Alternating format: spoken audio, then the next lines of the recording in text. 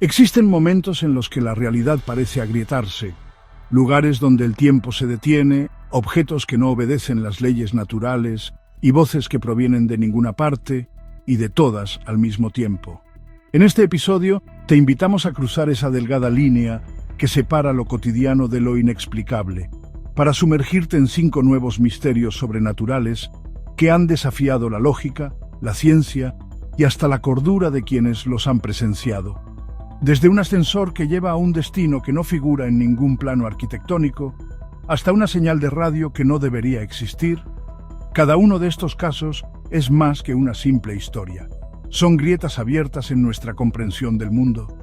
Testimonios reales de personas comunes que, sin buscarlo, se toparon con lo imposible. ¿Estás preparado para mirar de frente a lo desconocido? Porque no hablamos de películas ni de leyendas urbanas sin base. Hablamos de fenómenos documentados, reportados e incluso captados por cámaras, pero que aún hoy siguen sin explicación. Ponte los audífonos, apaga las luces y prepárate. Lo que estás por escuchar no se puede olvidar. En el corazón de Seúl, entre las sombras de una ciudad moderna y vibrante, se alza un edificio de oficinas que pocos recuerdan, pero que muchos prefieren evitar. Se trata de una antigua construcción gubernamental de mediados del siglo pasado, de apariencia gris, sobria y sin pretensiones. Sin embargo, hay algo en ese edificio que ha alimentado rumores por décadas: el ascensor. Todo comenzó en el año 1994, cuando una funcionaria del Ministerio de Cultura, Kang Mi-sun, reportó un incidente inusual. Afirmó haber pulsado el botón del piso 14, pero cuando las puertas del ascensor se abrieron, no encontró el pasillo habitual. En su lugar había un corredor largo, estrecho y sin iluminación. Afirma que caminó unos metros, pero un presentimiento intenso la obligó a retroceder. Desde entonces, ese piso se convirtió en tema de murmuraciones entre los empleados. Sin embargo, la historia tomó un giro aún más perturbador cuando, 5 años después, un guardia nocturno desapareció sin dejar rastro. Las cámaras de seguridad lo mostraron subiendo al ascensor cerca de las 3 de la madrugada. Marcó el piso 14 y después, nada. El ascensor volvió vacío. El guardia nunca fue encontrado. Lo más inquietante fue lo que ocurrió semanas más tarde, cuando un técnico revisando las grabaciones en bucle notó algo insólito. Durante los segundos previos a que las puertas del ascensor se abrieran, una figura oscura aparecía reflejada en los paneles de acero, como si alguien estuviera dentro. Sin embargo, el ascensor llegaba completamente vacío cada vez. Los directivos del edificio decidieron desactivar el botón 14 en todos los paneles. Técnicamente el piso seguía existiendo, pero su acceso quedó restringido. Eso no detuvo la curiosidad de algunos. En foros de internet surcoreanos, varios usuarios comenzaron a compartir relatos similares. Personas que lograron activar el botón 14 manteniéndolo presionado por más de 30 segundos. En todos los casos, las puertas del ascensor no se abrían de inmediato. Primero, se detenían. El ascensor temblaba ligeramente. Luego, se abrían a un espacio que no figuraba en ningún plano oficial. Algunos describieron un pasillo oscuro con puertas cerradas a cada lado. Otros, un espacio blanco sin fin, como una sala de hospital abandonada. En uno de los testimonios más espeluznantes, un joven afirmó haber visto su propio reflejo en el otro extremo del pasillo, pero más viejo, demacrado, y con una expresión de pánico absoluto. En el año 2018, un grupo de estudiantes universitarios decidió grabar su experiencia como parte de un proyecto documental. Equipados con cámaras, linternas y grabadoras, lograron activar el botón 14 y registrar todo el trayecto.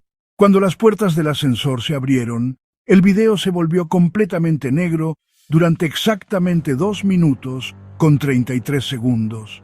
La cámara recuperó imagen justo en el momento en que los estudiantes salían del ascensor nuevamente. Lo más inquietante fue lo que se escuchó en el audio, una voz susurrando repetidamente: "No era aquí", en coreano antiguo. El material fue subido brevemente a Internet, pero desapareció a las pocas horas. Según rumores, los estudiantes fueron contactados por una entidad gubernamental y se les exigió eliminar todas las copias. Desde entonces, se ha especulado que el edificio podría estar conectado a experimentos de percepción, campos electromagnéticos extremos o incluso dimensiones paralelas. Pero hay más. Una ex empleada del ministerio reveló bajo anonimato que en los archivos del sótano existen documentos sellados con fecha del año 1967, donde se menciona un nivel subdimensional vinculado al sistema de elevadores. Incluso se habla de un proyecto confidencial de vigilancia psíquica y manipulación del espacio-tiempo que habría sido abandonado por razones éticas. Actualmente, el edificio sigue en pie, aunque con menos personal que antes. Algunos aseguran que el ascensor sigue funcionando fuera del horario laboral. El botón 14 no existe oficialmente, pero si mantienes pulsado el botón del piso 13 y lo sueltas justo al sonar el primer timbre de detención, algo cambia. La luz parpadea, el ascensor se detiene entre pisos y las puertas se abren. Una publicación reciente en redes sociales mostró una imagen borrosa desde dentro del ascensor. Era una foto de un corredor que parecía extenderse al infinito, con lo que parecía ser una puerta al final. Una puerta con un símbolo desconocido grabado en metal. Los comentarios fueron cerrados por el autor original, tras reportar que algo había comenzado a aparecer en los reflejos de los espejos de su casa. Al día de hoy, no existe una explicación oficial para los eventos ocurridos en el piso 14. Tampoco se ha confirmado la desaparición del guardia o la veracidad de los documentos filtrados, pero lo cierto es que decenas de testimonios siguen acumulándose. Quizá sea solo una leyenda urbana alimentada por Internet, o quizá, como muchos creen, ese ascensor es una puerta mal sellada, una falla en nuestra realidad que, por accidente o por diseño, sigue funcionando y que, en ocasiones, elige a quién mostrarle lo que hay detrás. Así que si alguna vez te encuentras en Seúl, en un edificio viejo de fachada gris, y decides subir por el ascensor, no pulses el piso 14, a menos que estés dispuesto a no volver a bajar. En la tranquila ciudad medieval de Siena, en la región italiana de la Toscana, las piedras de los edificios parecen susurrar historias antiguas a quien se detiene a escucharlas. Calles estrechas, iglesias centenarias y secretos enterrados bajo siglos de historia componen el alma de este lugar. Pero entre todos los relatos que los locales susurran al atardecer, hay uno que destaca por su extrañeza y perturbación: el del espejo sin reflejo. La historia se remonta al año 1671, cuando la iglesia de San Domenico, entonces aún en funciones, recibió la donación de una reliquia procedente de un convento abandonado en el norte de Francia.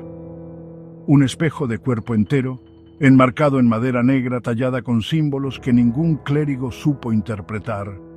El objeto fue colocado en una sala privada utilizada por los sacerdotes para la confesión y la meditación. Durante los primeros días, todo pareció normal. Sin embargo, pronto comenzaron los incidentes.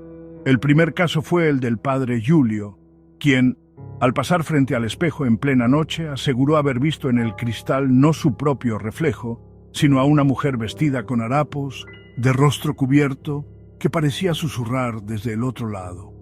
Cuando Giulio giró para ver si alguien había entrado, la sala estaba vacía. Al mirar de nuevo, el espejo solo mostraba su imagen, aunque ésta parpadeaba con un leve retardo. Los informes continuaron. Otro sacerdote juró haber visto a un niño en llamas dentro del reflejo. Otro afirmó que el espejo no reflejaba su cuerpo, sino su esqueleto. Aunque nadie sufrió daño físico, varios empezaron a sufrir pesadillas y episodios de insomnio severo. Lo más inquietante fue lo que reportó el padre Lucenzo. Cada vez que se acercaba al espejo, escuchaba su propio nombre repetido 3 veces en un susurro, pero con la voz de su madre fallecida hacía más de 2 décadas. Finalmente, los líderes eclesiásticos decidieron cubrir el espejo con un paño rojo y sellar la sala. A lo largo de los años, la iglesia fue abandonada y el acceso al lugar restringido. El espejo quedó olvidado, encerrado tras muros reforzados, como si el tiempo hubiese querido enterrar aquel objeto maldito. Sin embargo, la historia no terminó ahí. En el año 2003, un grupo de restauradores contratados por el municipio de Siena comenzó la rehabilitación de edificios históricos, incluyendo la antigua iglesia de San Domenico. Durante las obras, encontraron una puerta tapiada detrás de un altar derrumbado. Al derribarla, descubrieron la sala secreta.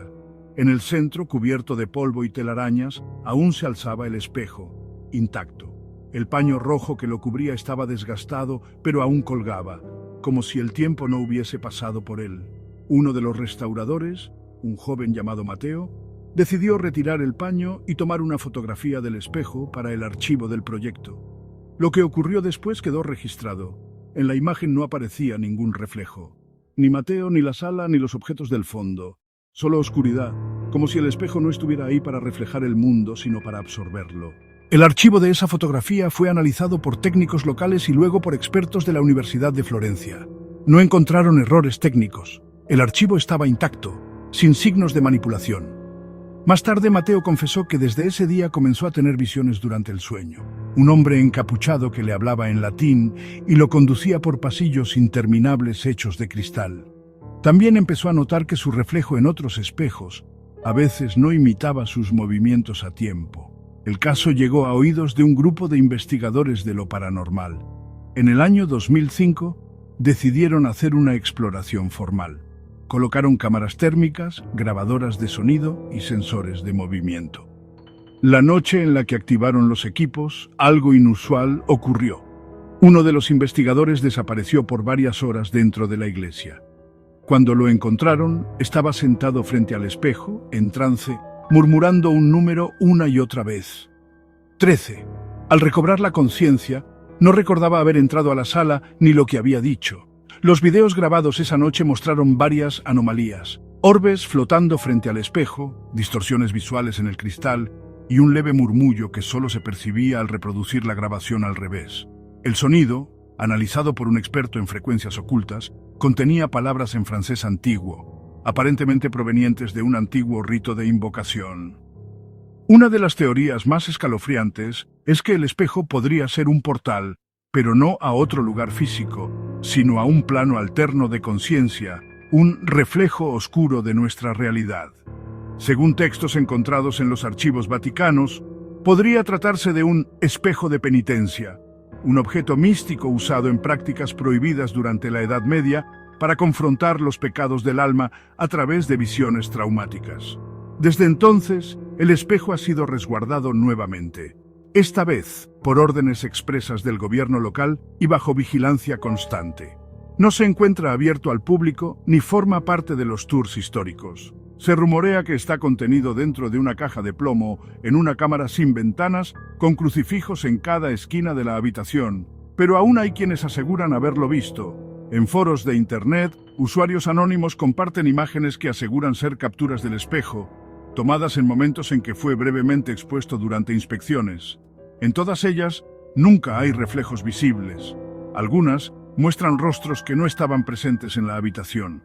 Una imagen particularmente inquietante muestra lo que parece ser la misma habitación, pero deteriorada, como si la foto hubiera sido tomada 100 años en el futuro. Hoy, el espejo permanece encerrado, pero como todo objeto con conciencia dicen que espera al próximo curioso, a quien se atreva a mirar, no para verse a sí mismo, sino para descubrir lo que hay al otro lado. Y la pregunta permanece, si algún día lo miras directamente, ¿te devolverá el reflejo? ¿O te mostrará algo que jamás podrás olvidar? En un pequeño pueblo del interior del estado de Pernambuco, en el nordeste brasileño, existe una historia que ha sido transmitida de generación en generación y que hasta el día de hoy causa escalofríos entre quienes se atreven a hablar de ella. La leyenda gira en torno a un muñeco. No un muñeco cualquiera, sino uno que, según testigos, jamás ha cerrado los ojos. Ni siquiera por un segundo.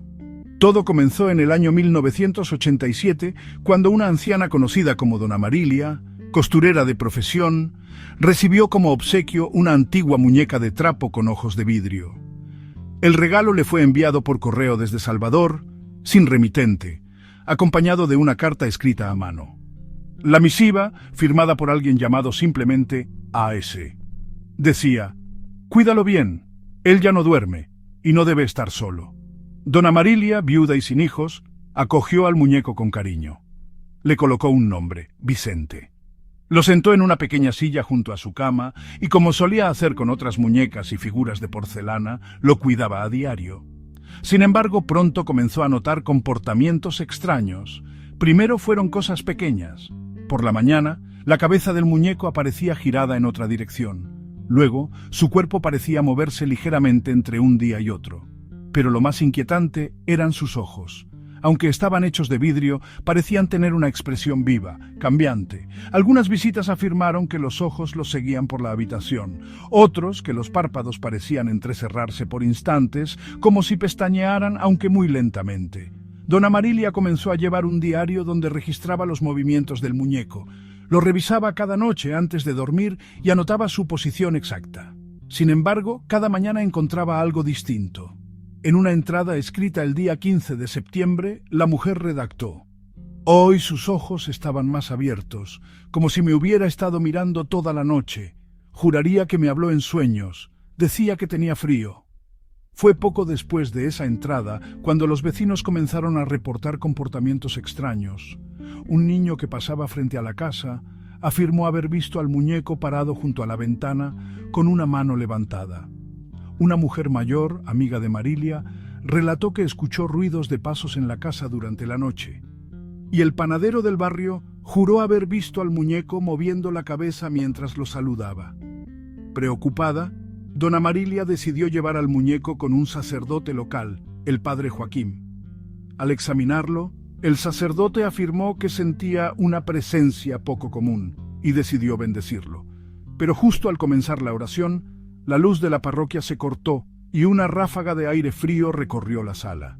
Cuando terminó la oración, contó más tarde el sacerdote, los ojos del muñeco estaban llorando. La noticia se esparció por el pueblo. Algunos creían que Vicente estaba poseído por un espíritu, tal vez de un niño fallecido. Otros aseguraban que era un objeto maldito. Sea cual fuera la verdad, los eventos extraños no cesaron. En las semanas siguientes, Marilia comenzó a deteriorarse físicamente. Perdía el apetito, sufría insomnio y decía oír risas infantiles por la noche. Una madrugada, fue encontrada inconsciente en su casa. En su regazo estaba el muñeco.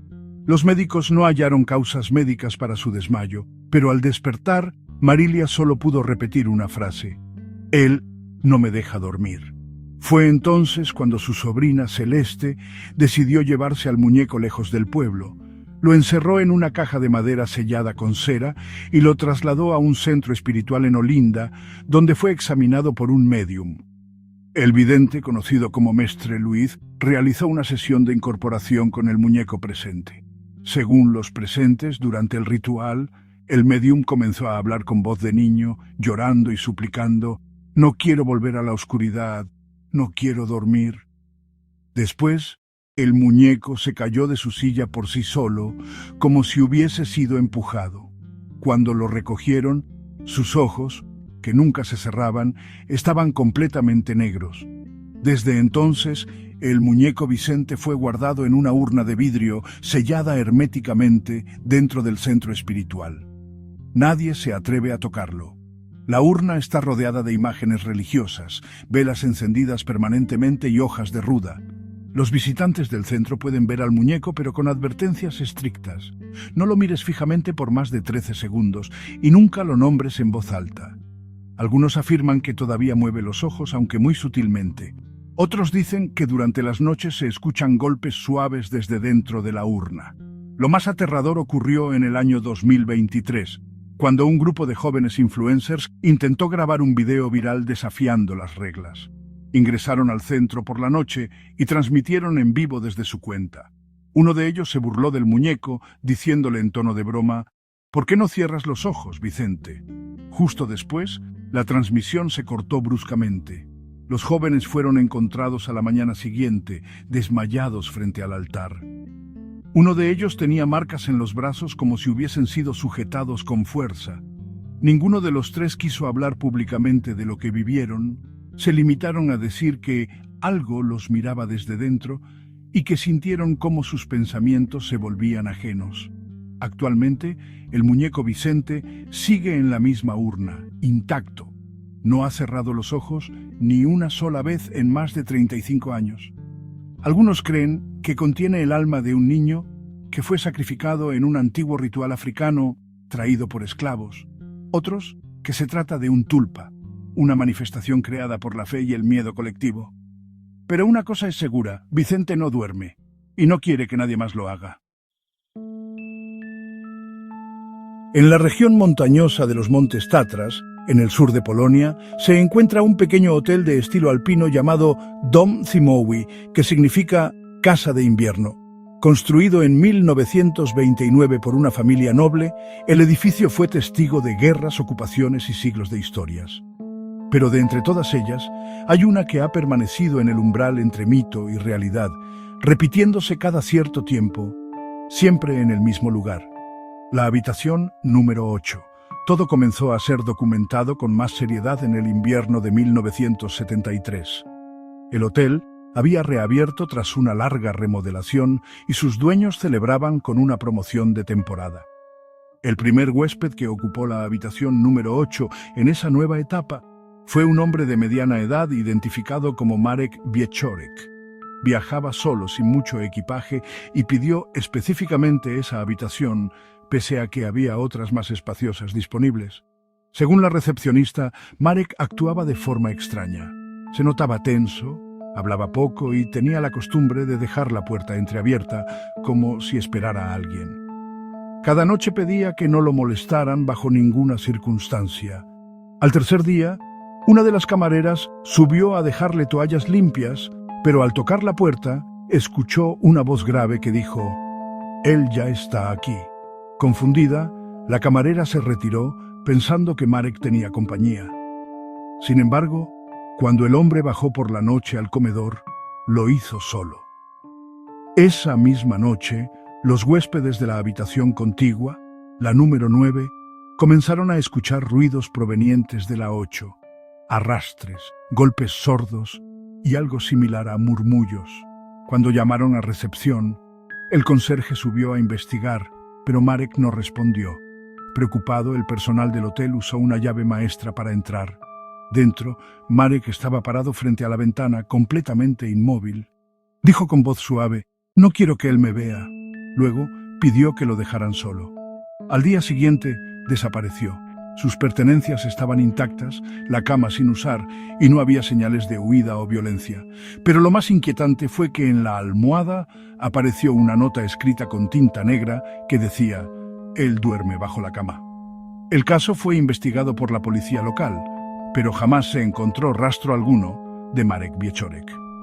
Desde entonces, comenzaron los testimonios. Cada cierto tiempo, sin patrón claro, la habitación número 8 era ocupada por viajeros solitarios que en pocos días sufrían transformaciones psicológicas, insomnio extremo, delirios, ataques de ansiedad.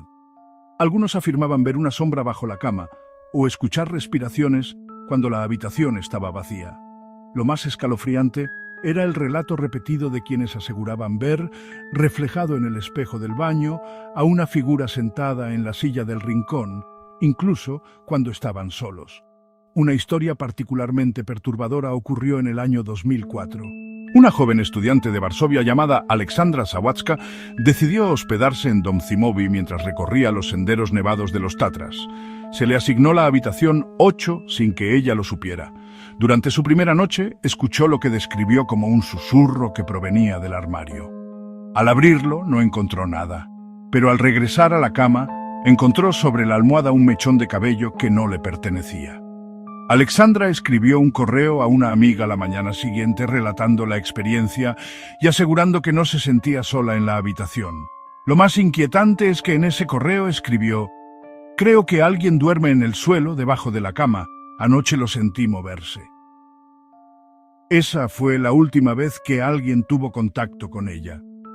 Fue encontrada 3 días después, en posición fetal en un rincón de la habitación, en estado de shock y sin poder hablar. Los médicos diagnosticaron un episodio psicótico severo, pero jamás pudo explicar lo que vio. Al ser dada de alta, decidió mudarse fuera del país y no volvió a hablar públicamente del tema. Su testimonio quedó registrado en un informe médico que todavía circula entre los interesados en fenómenos paranormales. A raíz de estos incidentes, el hotel decidió cerrar la habitación 8 al público.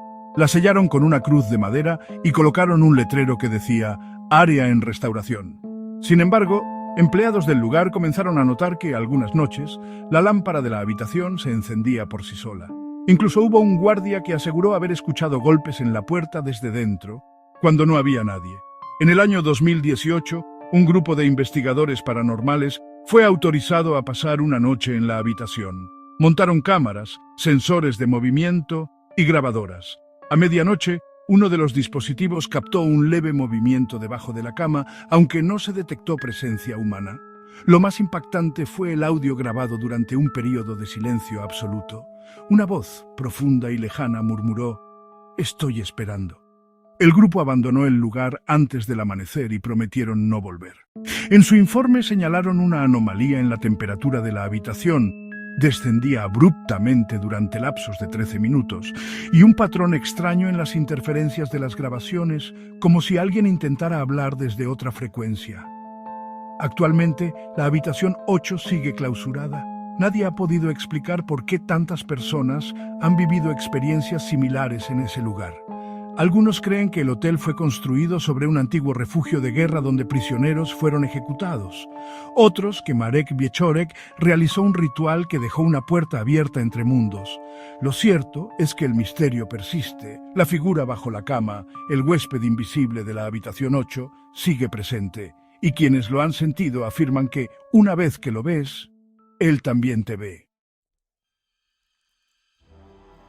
En el vasto y helado territorio del norte de Canadá, donde la civilización se disuelve entre bosques interminables y lagos congelados, existe un rumor que ha persistido durante décadas entre radioaficionados, camioneros solitarios y comunidades rurales. Se trata de una emisora que nadie ha registrado oficialmente, una frecuencia que aparece de manera intermitente, transmitiendo mensajes crípticos, voces distorsionadas y en ocasiones súplicas desgarradoras. A esta emisora se la conoce como la estación que no existe, pero entre quienes la han escuchado es simplemente la frecuencia fantasma. Todo comenzó en el año 1958 cuando un camionero llamado John Whitmore conducía por la ruta del Yukon. Era una noche cerrada, con ventiscas de nieve que parecían borrar el camino a cada segundo. Buscando compañía, sintonizó su radio de onda corta. En medio del ruido estático, una voz suave comenzó a hablar. No era música, no era una noticia, era una mujer diciendo su nombre una y otra vez. «Mi nombre es Claire. Estoy en la estación, no me dejes sola». Whitmore intentó responder pensando que era algún tipo de transmisión de auxilio, pero nadie respondió. La voz simplemente se desvaneció y la frecuencia volvió al silencio. Cuando reportó el incidente a la estación de policía más cercana, nadie encontró rastros de una emisora registrada en esa zona.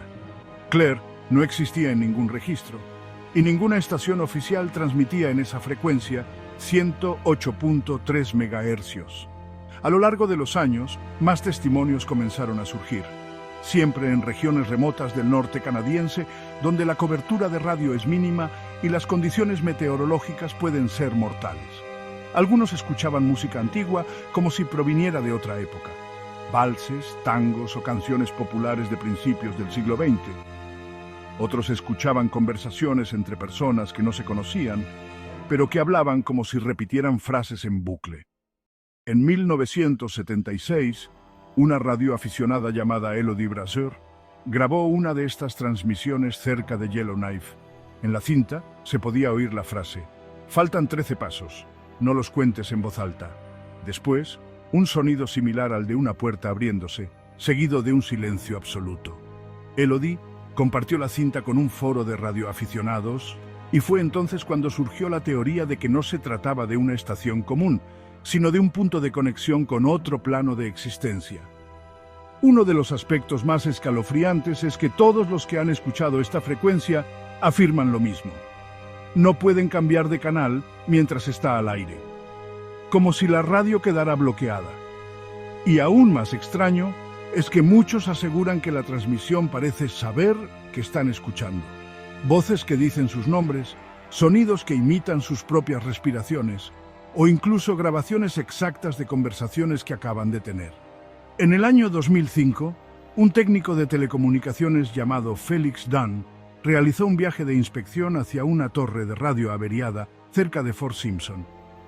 Llevaba un equipo de rastreo para detectar señales ilegales, ya que las autoridades canadienses sospechaban de emisoras pirata operando en la zona. Durante la madrugada, mientras acampaba cerca del bosque, su radio comenzó a emitir una melodía suave como una caja musical. Después, una voz masculina susurró: «No abras la puerta, ya está dentro». Félix intentó grabar el audio, pero su dispositivo de grabación se bloqueó. Al volver a la ciudad, descubrió que su equipo había sido dañado por una frecuencia de alta intensidad que no debía estar presente en radios de onda corta. Además, los datos GPS mostraban que había estado detenido en un punto que no aparecía en ningún mapa. Un claro en el bosque que, al regresar días después con un grupo de colegas, simplemente no estaba allí. Otro testimonio, quizás el más inquietante, proviene de una joven llamada Olivia, estudiante de ingeniería en la Universidad de Toronto, quien realizaba un proyecto de rastreo de señales para su tesis.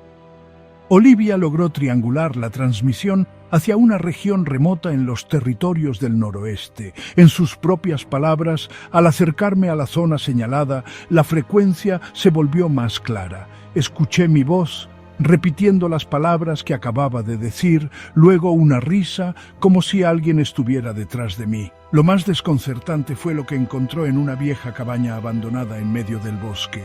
Una radio de válvulas aún encendida, sintonizada en 108.3. No había electricidad ni señal de generadores. La radio parecía funcionar por sí sola.